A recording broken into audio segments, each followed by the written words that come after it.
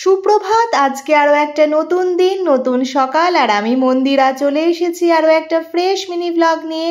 আজকে একটা উইকডেজ আর যথারীতি কিচেন থেকেই আজকের দিনটা শুরু করছি। রান্নাবান্নার মাঝখানে মর্নিং টিটা রেডি করে নিচ্ছি, কারণ তোমরা তো জানোই 1 কাপ গরম চা ছাড়া আমার যেন দিনের শুরুটাই হয় না, তার ওপর আবার শীতের সকাল। ব্যস্ততার কারণে মর্নিং টিটা কিচেনেই নিচ্ছি। আর আমাদের এখানে কিন্তু ঠান্ডা পড়ে গেছে। তোমরা কে কোথা থেকে আমাকে ফলো করছো আর তোমাদের ওখানকার ঠান্ডার কি খবর আমাকে কমেন্টসের মাধ্যমে জানিও কিন্তু।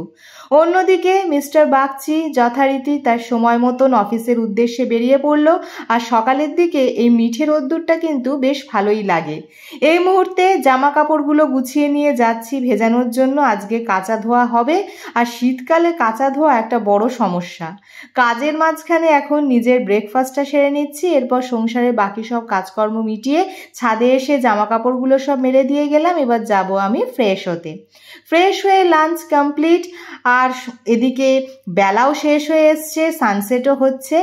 আর আমাদের এখানে যে রাসের মেলাটা হচ্ছিল না, সেই উপলক্ষে কীর্তনের আয়োজন করা হয়েছে। আর এত আওয়াজ, বাপ রে বাপ, কি বলবো, ঠাকুর সম্পর্কে এইভাবে বলা উচিত না, কিন্তু বিশ্বাস করো নেওয়া যাচ্ছে না। টানা 2 দিন ধরে কীর্তন চলছে, কান পাতা দায় এবং ননস্টপ। সেই কারণে লক্ষ্য করেছো নিশ্চয়ই আমি ব্লগও পাবলিশ করতে পারছি না। আরে ভয়েস ওভারই তো দিতে পারছি না, এত আওয়াজ। তোমাদের সাথে যে কথা বলবো তারও উপায় নেই, বুঝতে পেরেছো? তো কি আর করা যাবে, সব কিছুর সঙ্গে অ্যাডজাস্ট করতে হবে। তো চলো, এইভাবেই আজকের দিনটা কাটছে। আর মিনি ব্লগটা তাহলে এই পর্যন্তই রাখছি। একটা লাইক, শেয়ার আর সাবস্ক্রাইব করে দিয়ে পাশে থেকো। টাটা।